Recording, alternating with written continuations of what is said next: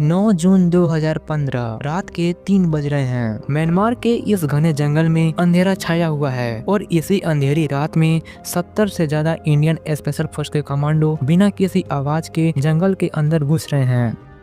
इनका टारगेट है 2 आतंकवादी ठिकाने, जहां वो आतंकवादी छुपे हुए हैं जिन्होंने सिर्फ 5 दिन पहले 18 इंडियन सोल्जर्स को एक घातक हमले में शहीद किया था। इनका मिशन का एक ही उद्देश्य है, हर एक आतंकवादियों को खत्म करना। कोई भी आतंकवादी जिंदा नहीं बचना चाहिए। ये कहानी है इंडिया का पहला आधिकारिक रूप से स्वीकार किया गया क्रॉस बॉर्डर सर्जिकल स्ट्राइक की, जब भारत के 70 पारा एसएफ कमांडो ने म्यांमार में घुसकर आतंकवादियों को मारा था और उनके ठिकाने को नष्ट किया था।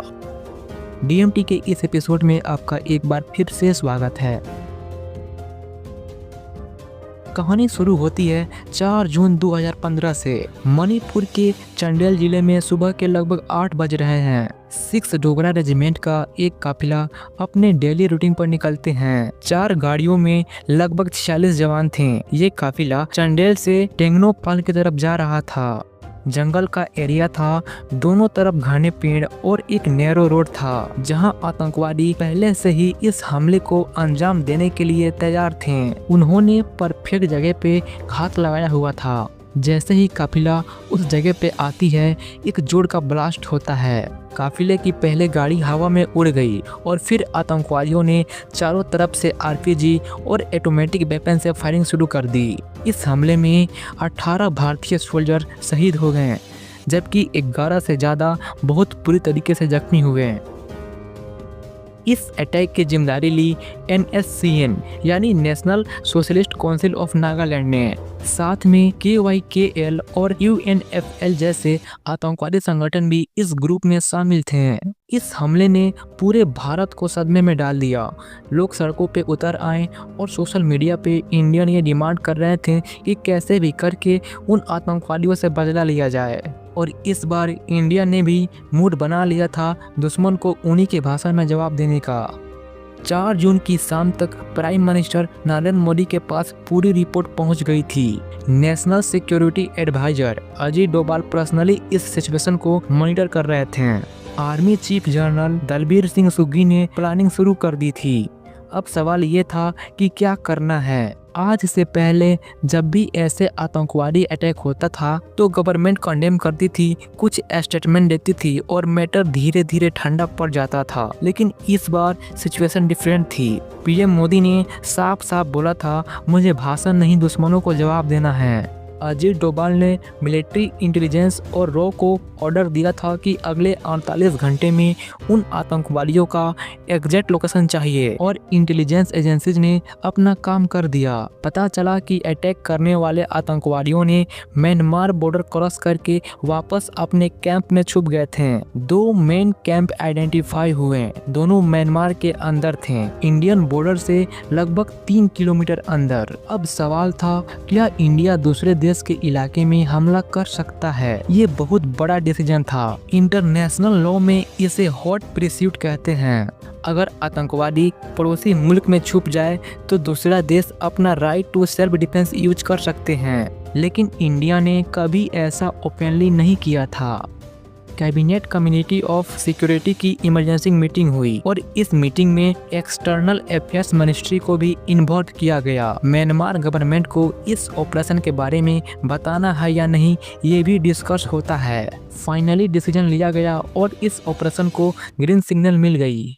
इंडिया अपना पहला official cross border surgical strike करने जा रहा था। इस मिशन को दिया गया 21 पारा एसएफ फोर्स को। ये इंडियन आर्मी की सबसे इलाइट यूनिट है। इस यूनिट में भारत के सबसे ट्रेंड कमांडोज हैं, जो दुनिया के किसी भी कोने में ऑपरेशन कर सकते हैं और हर इम्पॉसिबल मिशन को पॉसिबल बना सकते हैं। इस यूनिट के कमांडोज को सिलेक्ट करने के लिए 2 साल की कड़ी ट्रेनिंग से गुजरना पड़ता है और 100 में से सिर्फ 5-6 लोग ही इस यूनिट में सिलेक्ट हो पाते हैं। ये ट्रेनिंग इन लोगों को एक सुपरमैन बना देता है। इस ऑपरेशन को लीड कर रहे थे एक कर्नल रैंक के ऑफिसर, जिसमें टोटल 70 कमांडोज थे। इनिशियल इनपुट के बेसिस पर 2 टारगेट को निशाना बनाया जाता है। पहला टारगेट था टारगेट अल्फा, जहां NSCN का मेन कैंप था और यहां अटैकर्स के मास्टरमाइंड छुपे थे। और दूसरा टारगेट था टारगेट ब्रेवियो, जहां KYKL और UNLF जैसे संगठनों के आतंकवादी थे। दोनों कैंप जंगल के अंदर थे, चारों तरफ घनी झाड़ियां, जहां सिर्फ पैदल चल के पहुंचना ही पॉसिबल था। 8 जून की रात को कमांडोज आगे बढ़ते हैं। एडवांस लाइट हेलीकॉप्टर और MiG-70 इस्तेमाल हुए। कमांडोज को बॉर्डर के पास ड्रॉप किया गया, जहां से आगे का सफर इन्हें पैदल तय करना था। इनके पास नाइट विजन गॉगल्स थे, फेस पर कैमोफ्लेज पेंट। हर एक कमांडो के पास असॉल्ट राइफल और इजरायली ग्रेनेड्स थे। 9 जून की रात को कमांडोज अपनी फाइनल पोजीशन पर पहुंच चुके थे। 3 बजे अटैक शुरू हुआ। टारगेट अल्फा पर 3 टीम एक साथ अटैक करती है। एक टीम ने इस एरिया की घेराबंदी किया ताकि कोई आतंकवादी यहां से भाग ना सके। दूसरी टीम ने दुश्मनों पर डायरेक्ट हमला किया और तीसरी टीम स्नाइपर कवरेज दे रही थी। उस वक्त आतंकवादी सो रहे थे, उन्हें इस अटैक के बारे में कोई खबर नहीं थी। जब पहली गोली चली तब तक बहुत देर हो चुका था। कमांडोज ने एक एक करके सारे बंकर्स क्लियर कर दिए। लगभग 20 से 25 मिनट में टारगेट अल्फा क्लियर हो गया। इस वक्त दूसरी टीम टारगेट ब्रेवियो पर अटैक कर रही थी। वहां भी सिमिलर सिचुएशन थे, कंप्लीट सरप्राइज अटैक, जिसने दुश्मनों को संभलने का मौका ही नहीं दिया। 2 घंटे के अंदर दोनों कैंप्स कंप्लीटली बर्बाद हो चुके थे। ऑफिशियल एस्टीमेट के मुताबिक लगभग 50 से ज्यादा आतंकवादी मारे गए थे। इनमें से कई वही थे जिन्होंने 4 जून को हमारे जवानों पे अटैक किया था। और इस ऑपरेशन में इंडियन साइड के एक भी कमांडो को खरोच तक नहीं आई। 10 जून 2015 की सुबह तक कमांडोज सेफली वापस इंडियन टेरिटरी में आ चुके थे। अब वक्त था दुनिया को बताने का, और यहाँ इंडियन गवर्नमेंट ने कुछ अलग ही किया। नॉर्मली जब कोई भी देश ऐसे मिलिट्री ऑपरेशन को अंजाम देती है तो उसे सीक्रेट रखती है, लेकिन इस बार गवर्नमेंट ने ऑफिशियल अनाउंस की। मिनिस्ट्री ऑफ एक्सटर्नल अफेयर्स के स्पोक पर्सन ने प्रेस कॉन्फ्रेंस किया और इंडियन फोर्स के उस ऑपरेशन के बारे में सारी दुनिया को खुल के बताया। इंडिया के इस ऑपरेशन से पाकिस्तान में हलचल मच गई। उनकी न्यूज चैनल पे 24 घंटे इसी टॉपिक पर डिबेट कर रहे थे। उन्हें डर था कि अगर इंडिया म्यांमार में घुस सकता है तो फिर वो पाकिस्तान में भी ऐसे सर्जिकल स्ट्राइक कर सकता है। म्यांमार गवर्नमेंट ने ऑफिशियली इस अटैक को एक्सेप्ट नहीं किया। उन्होंने कहा कि उन्हें कोई एविडेंस नहीं मिली इंडियन फोर्स की प्रेजेंस की, लेकिन उन्हें इस ऑपरेशन के बारे में पता था। पर्दे के पीछे उन्हें इन्फॉर्म किया गया था और म्यांमार भी इस ऑपरेशन में भारत का पूरा साथ दिया, लेकिन खामोशी से। दूसरी तरफ इंडियन मीडिया और पॉलिटिशियन ने इस ऑपरेशन को सर्जिकल स्ट्राइक का नाम दिया। एक्चुअली ये एक स्पेशल फोर्स रेड थी, लेकिन सर्जिकल स्ट्राइक टर्म फेमस हो गया।